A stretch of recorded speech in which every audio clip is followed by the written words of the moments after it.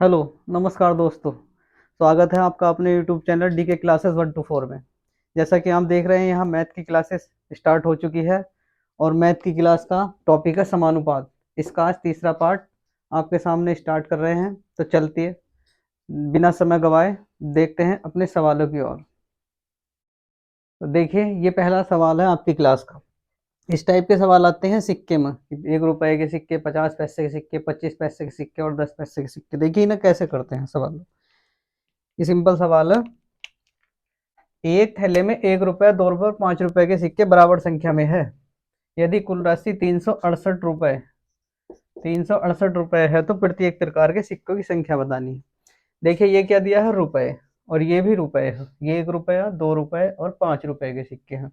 अगर हम इन्हें जोड़ते हैं, 1 रुपया, इसमें कुछ करने की जरूरत नहीं है, सीधा सीधा रुपए दिया और टोटल योग दे दिया है। तो इसी प्रकार करना है, 1 रुपया, 2 रुपया और 5 रुपए। टोटल कितने हो गए? 8। 8 की वैल्यू किसके बराबर है? 368 के। तो एक की वैल्यू किसके बराबर आ जाएगी? 8 चौक 32 और 8 छंग 48। तो प्रत्येक प्रकार के जो सिक्के हैं वो कितने होंगे? 46 होंगे। ये करना है। इस टाइप का अगर क्वेश्चन आता है तो ऐसे ही करना है। जैसे यहाँ पर रुपए दे रखे और रुपए का योग पूछ लिया, बराबर है। यदि कुल राशि इतनी है, हमारे हिसाब से देखा तो हमने ऐड किया कि 8 रुपए आया, 8 की वैल्यू 368, तो एक की वैल्यू 46। तो हर प्रकार के सिक्के की संख्या 46 है। ठीक है, चलते हैं अगले क्वेश्चन की ओर। तो हाँ, आइए देखते हैं नेक्स्ट क्वेश्चन क्या कहता है। क्वेश्चन देखिए, देखने में ही लंबा लग रहा है लेकिन है आसान। एक बैग में 1 रुपया, 50 पैसे तथा 25 पैसे के सिक्के हैं। यदि 50 पैसे के सिक्कों की संख्या 25 पैसे के सिक्कों से दोगुनी है तथा 1 रुपए के सिक्के से चौगुनी है, यदि कुल सिक्कों का मूल्य 56 रुपए हो तो 50 पैसे के सिक्कों की संख्या क्या होगी? सवाल आसान है। देखिए किस तरह से करेंगे, देखेंगे। ये रुपए है, 1 रुपए का सिक्का है और ये 50 पैसे के। इस 50 पैसे को ऐसे लिख सकते हैं, 0.50। 0.50 लिखने का मतलब है कि ये कितना हो गया? ये हाफ हाफ रुपया, इस तरह लिख सकते हैं। ठीक है। और तीसरा कितना है? 25 पैसे। ये कैसे लिख सकते हैं? 25 पैसे, इसे क्या लिख सकते हैं? 1/4 रुपए। इस तरह से लिख सकते हैं। लिख दिया हमने। तो अब उन्होंने कहा कहा 50 पैसों के सिक्कों की संख्या 25 पैसों के सिक्के से दोगुनी है तथा 1 रुपए के सिक्कों से 4 गुनी है। किसकी? 50 पैसे के सिक्कों की संख्या।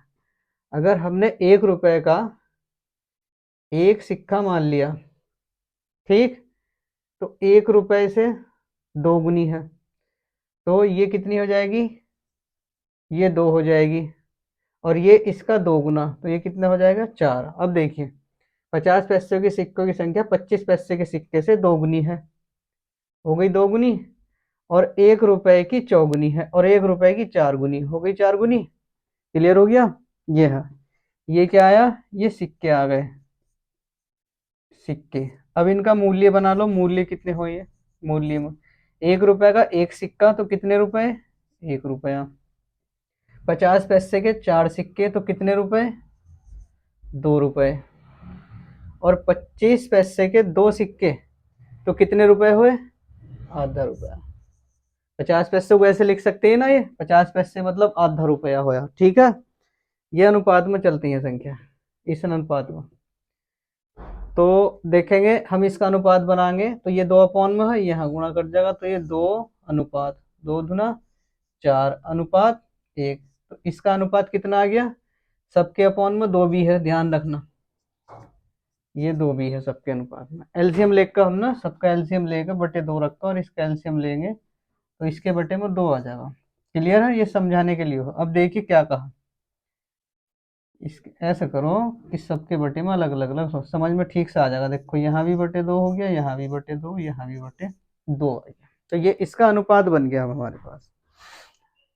अब क्या कहा, आगे चलते हैं। यदि कुल सिक्कों का मूल्य 56 रुपए हो, सिक्कों का मूल्य 56 रुपए, हमारे हिसाब से कितना आया? ये रुपए आया। अगर हम इन्हें ऐड करते हैं, जोड़ते हैं, तो 2/2 प्लस के 4/2 प्लस के 1/2, तो ये कितना बनता है? अपॉन में 2। 2 4 6 और 1 7। 7। इस 7 की वैल्यू कितनी दी है? 2/7 की वैल्यू है 56 रुपए। तो यहाँ 7 कितने के बराबर हो जाएगा, 56 इंटू 2 के, तो एक कितने के बराबर हो जाएगा, सॉरी 56 है ये, 56 गुणा 2 के, और अपॉन में 7, 7 अट्ठे 56 और 8 दूनी 16, तो एक किसके बराबर आ गया, 16 के बराबर आ गया हमारा। समझ गए, ये यही कट जाता, इतना खोल कर बताया ताकि समझ में आ जाए बस, यही कट जाता, 7 अट्ठे 56 और 8 दूनी 16, एक की वैल्यू 16 आ गई। तो 50 पैसों के सिक्कों की संख्या बतानी, सिक्कों की संख्या, 50 पैसे के सिक्के हैं कितने, ये 4 है, तो बस ये बतानी है, एक की वैल्यू 16, तो 4 की वैल्यू कितनी आ जाएगी,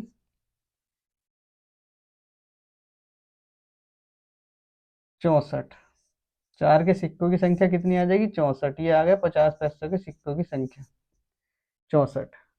उम्मीद है समझ में आ गया होगा सवाल, देख लेना एक बार किस किस प्रकार के है, कि सिक्के है, एक, इसके 4 और इसके 2 बना दिए। फिर ये मूल्य देखा, 1 रुपए का एक सिक्का, 4 सिक्के हैं 50 पैसे के, तो 2 रुपए बनेंगे। 25 पैसे के 2 सिक्के हैं तो आधा रुपया बनेगा। इसका अनुपात इस तरह बना लिया, ये बन गया जोड़ा जब हमने ये, तो 7/2 की वैल्यू 56, एक की वैल्यू 16, हमें 4 की बतानी थी, 4 की वैल्यू 64। ठीक है, चलते हैं अगले क्वेश्चन की ओर। तो देखिए एक क्वेश्चन आपके सामने फिर से ऐसा ही है,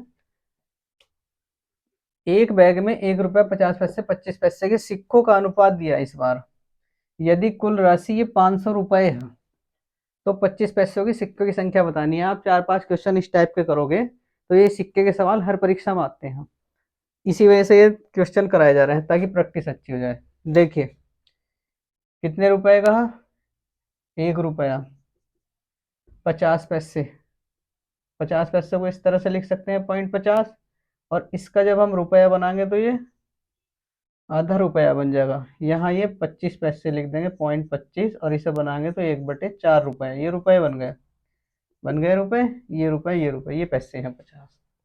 अब इनका अनुपात दिया 5, 6 और 8, ये अनुपात दिया, मतलब मात्रा का अनुपात दिया उनके। ठीक, अब इसका मूल्य यही बना लेंगे। देखो 1 रुपए के 5 सिक्के तो कितने रुपए, 5 रुपए। 50 पैसे के 6 सिक्के तो कितने रुपए, 3 रुपए।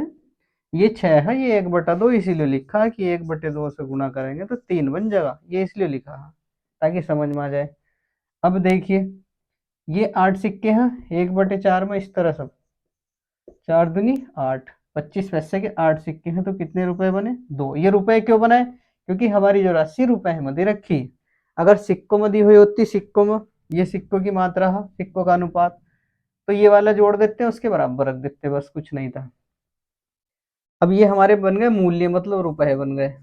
अब ये देखो कितने रुपए हैं, 5 और 3 8 और 2 10, 10 की वैल्यू किसके बराबर दी है, 50 ये दी है, 500 रुपए है, तो 10 रुपए 500 रुपए के बराबर, तो एक की वैल्यू कितने के, 50 के बराबर है। ठीक है, तो हमें क्या बताना था, 25 पैसे के सिक्कों की संख्या, इसकी वैल्यू बतानी थी, तो 8 गुणा 50 बराबर 400, कितनी होगी, 25 पैसे के सिक्कों की संख्या 400, ये आपका आंसर आ गया। क्लियर, एक सवाल और करते हैं इसके जैसा ही है, बस ताकि आपको अच्छे से समझ में आ जाए। चलिए आते देखते हैं।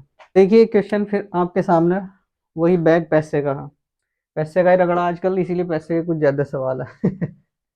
देखिए 1 रुपया 50 पैसे और 25 पैसे वाले सिक्के हैं जिनकी कुल संख्या 175 है, यहाँ रुपए नहीं है, यहाँ कुल संख्या है 175, ध्यान देने वाली बात है। यदि प्रत्येक प्रकार के सिक्कों का मूल्य बराबर है तो बैग के कुल मिलाकर कितना मूल्य है, बैग में कुल मिलाकर, बैग में कुल मिलाकर कितने रुपए मूल्य है, देखेंगे। ये 1 रुपया, ये 50 पैसे और ये 25 पैसे रुपए, यानी कि इसे लिख सकें 1/2 रुपए और इसे 1/4 रुपए। क्लियर है। अब मान लिए 1 रुपए में एक का एक ही सिक्का होगा, 1 रुपए में एक का एक ही सिक्का होगा। 1 रुपए में बनाने के लिए 50 पैसे के कितने सिक्के होंगे, 2 सिक्के होंगे। 1 रुपया बनाने के लिए 1 रुपए का एक ही सिक्का काफी है, और 50 पैसे के कितने सिक्के जो 1 रुपया बनो, 2। 25 पैसे के कितने सिक्के, 4।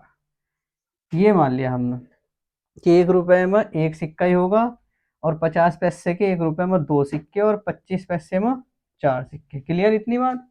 ये आ गई, ये सिक्के हैं। अब उसने कहा कि जो सिक्कों की संख्या है वो इसके बराबर है, तो अब हमें कुछ नहीं करना, नीचे यही ऐड कर देंगे बस।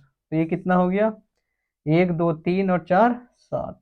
7 की वैल्यू किसके बराबर है, 1 75 के, और 1 की वैल्यू 7 दूनी 14 और 7 पंजे 35। क्लियर हो इतनी बात? 1 की वैल्यू कितनी आ गई, 25। अब उसने कहा कि प्रत्येक सिक्कों का मूल्य बराबर है, तो बैग में कुल मिलाकर मूल्य कितना होगा, बराबर है तो बस यही कर दो, 25 या 75 रुपए। 75 रुपए होंगे, चाहे तो इसे चेक कर सकते हो। देखो 25 सिक्के, यहाँ 25, तो कितने सिक्के बन गए, 50 सिक्के। यहाँ 25 चौका कितने सिक्के, 100 सिक्के बन गए। ये सिक्के बने। अब इनके रुपए बनाएंगे तो 25 रुपए, 1 रुपए के 25 सिक्के हैं, तो कितने रुपए बन गए, 25। 50 पैसे के 50 सिक्के हैं, तो कितने रुपए बनेंगे, 25। 25 पैसे के 100 सिक्के हैं, तो कितने रुपए बनेंगे, तो भी 25। तो ये भी 25 और ये भी 25, आ गया 25। ये है ही 25, तो 25 25 25 75। उसने कहा कि कुल मूल्य प्रत्येक प्रकार के सिक्कों का मूल्य बराबर है, तो हमने यही 3 की मल्टीपल कर दी, 25 या 75। ये सब करने की जरूरत नहीं थी। क्लियर? चलिए आगे बढ़ते हैं अगले क्वेश्चन की ओर। देखिए आगे क्वेश्चन है, क्या कहता है क्वेश्चन। क्वेश्चन है 3 कारों की चालों का अनुपात ये है, इन कारों द्वारा समान दूरी तय करने में लगा समय का अनुपात बताना हो। बस कुछ नहीं करना, चाल का अनुपात दिया है तो समय का अनुपात बनाने के लिए कुछ नहीं करना होता है। देखिए 2:3:4 ये है, 2 3 और 4। कोई ऐसा नंबर लो जो इनका एलसीएम हो। 2 3 4 का एलसीएम क्या आ जाएगा, 12। बस 12 ले लेंगे। देखो चाल जो होती है वो समय के व्युत्क्रमानुपाती होती है, इतना ध्यान रखना। चाल जो होती है वो समय के व्युत्क्रमानुपाती होती है, तो इसे अपॉन में करके लिख लो तो बेटर रहेगा। ठीक, और जो एलसीएम आया अब इसका, उससे यहाँ मल्टीपल कर देंगे। इसका जो एलसीएम आया 12, सब में कर देंगे, ये आ गया। तो ये 2 छक 12, 3 चौक 12 और 4 तिया 12, तो ये आ गया 6 4 और 3। बस चाल जो होती है समय के व्युत्क्रमानुपाती होती है, तो 1 अपॉन में करके लिख लो, ये 1/2 1/3 1/4। इसका एलसीएम ले लेंगे, 2 3 और 4 का एलसीएम 12, 2 छक्का 12, 2 चौक 3 चौका 12 और 4 तिया 12, 6 4 3। ये किसका अनुपात आ गया, ये समय का अनुपात आ गया, समय का। क्योंकि चाल जो होती है समय के व्युत्क्रमानुपाती है। जैसा कार्य और समय में हो, आदमी बढ़ा दोगे तो समय कम लगेगा, और आदमी कम कर दोगे तो समय ज्यादा लगेगा, वही काम है यहाँ। ठीक है, चलते हैं आगे क्वेश्चन की।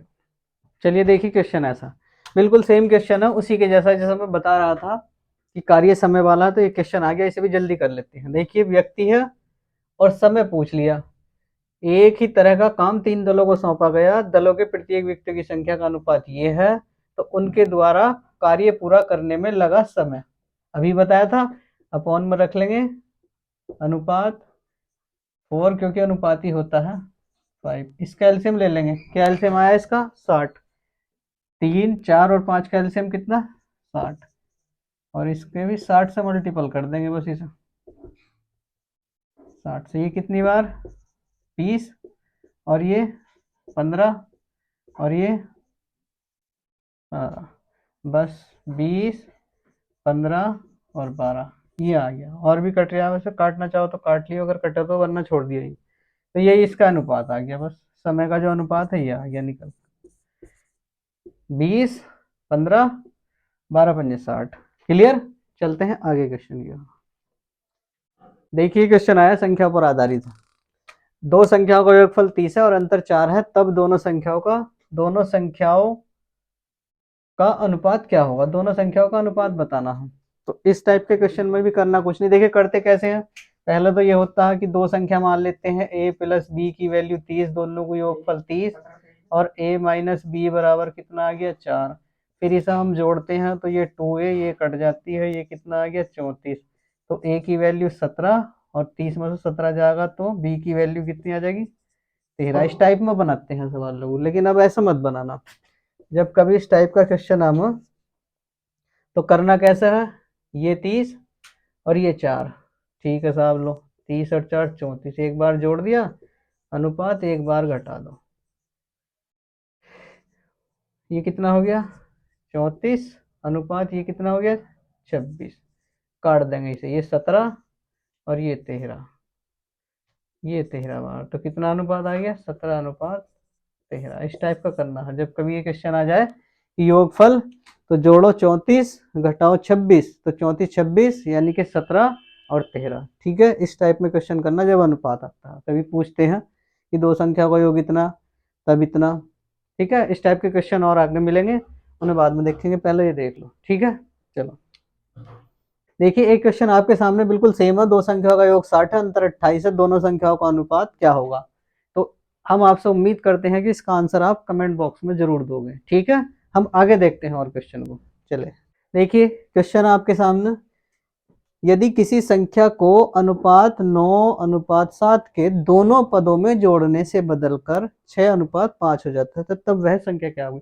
कुछ नहीं है, थोड़ी लैंग्वेज घुमाई है, सीधा सीधा सवाल था कि 9 अनुपात 7 में किस संख्या को जोड़ेगी 6 अनुपात 7 हो जाए, ये सवाल था, थोड़ी लैंग्वेज घुमाई है, और ऐसी अक्सर एग्जाम में देखने को मिलता है, लैंग्वेज थोड़ी ऐसी मिलती है आड़ी टेढ़ी, तो घबरा जाते हैं। किसी संख्या को अनुपात 9 7 के दोनों पद में ऐसे पढ़ोगे तो एक समझ में नहीं आने का, जल्दी से एक बार देखेंगे। लेकिन क्वेश्चन यही है कि 9 अनुपात 7 में क्या जोड़े कि बदलकर 6 5 हो जाए, बस। इस टाइप का जब कभी क्वेश्चन आए तो कैसे करोगे, देखो ये है 9 और ये 7, ये 6 और ये 5, ठीक वैसा करते थे, वरना 9 प्लस एक्स बटे 7 प्लस एक्स बराबर कितना बनाना था 6 5, तब इनकी आपस में गुणा कराते थे, यही तो था वेश, ठीक है।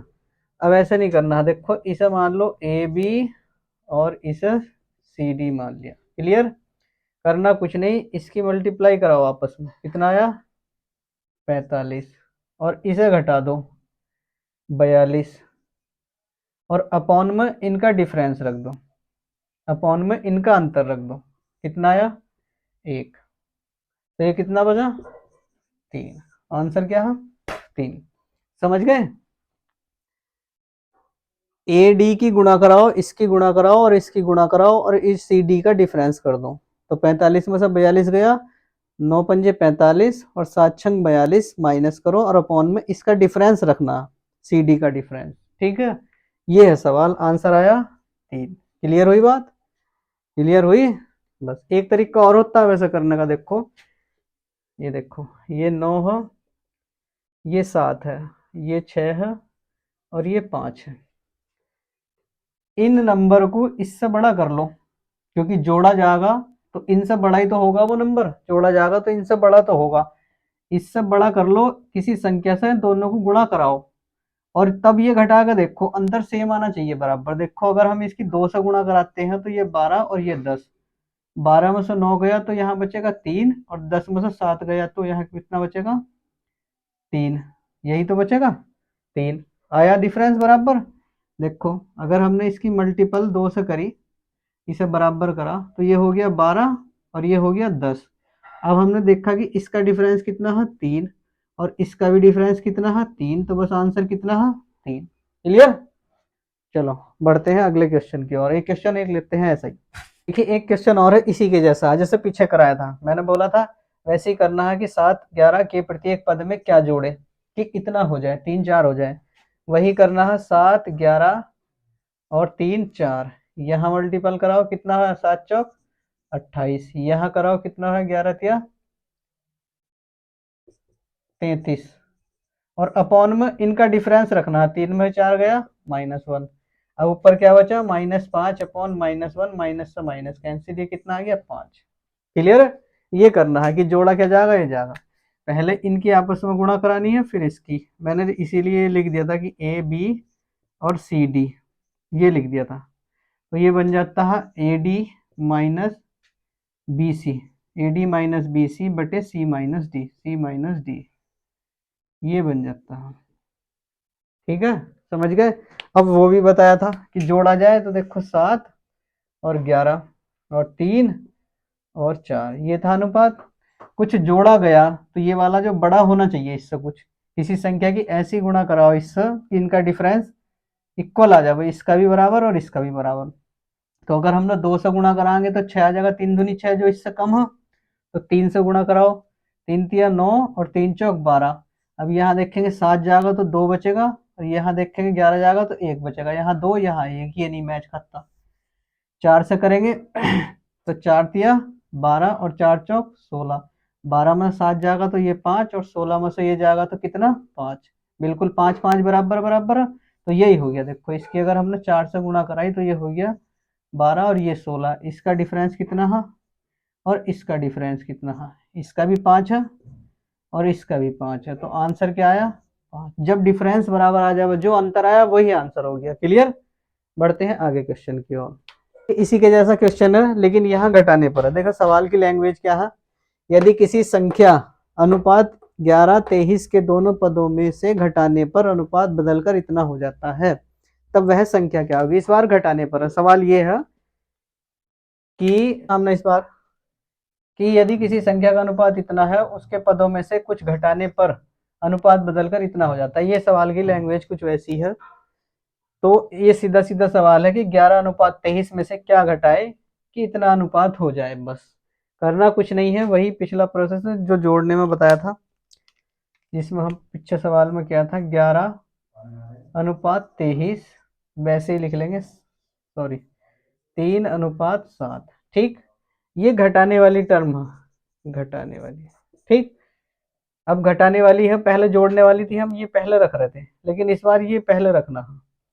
तो 23 और 3 माइनस ये 11:7 अपॉन में इनका डिफरेंस था 3 और 7, ये कितना हुआ 9 69 और ये 11 77, ये कितना बचा -4। ऊपर कितना बचा -8 और नीचे -4, ये कैंसिल, तो 4 दूनी 8, इसका आंसर आया 2। -77 ज्यादा है, 69 कम है, तो माइनस के बचेंगे 8, माइनस से माइनस कैंसिल और 4 दूनी 8। ये सवाल है, इसी तरह से करने हैं। पीछे सवाल जो हो वो भी इसी टाइप में हो, ये थोड़ा माइनस में हो। तो ये आज के हमारे क्वेश्चन थे, यही समाप्त करते हैं। मिलते हैं नेक्स्ट वीडियो में कुछ नए सवालों के साथ और नए कॉन्सेप्ट के साथ। तब तक के लिए नमस्कार, जय हिंद।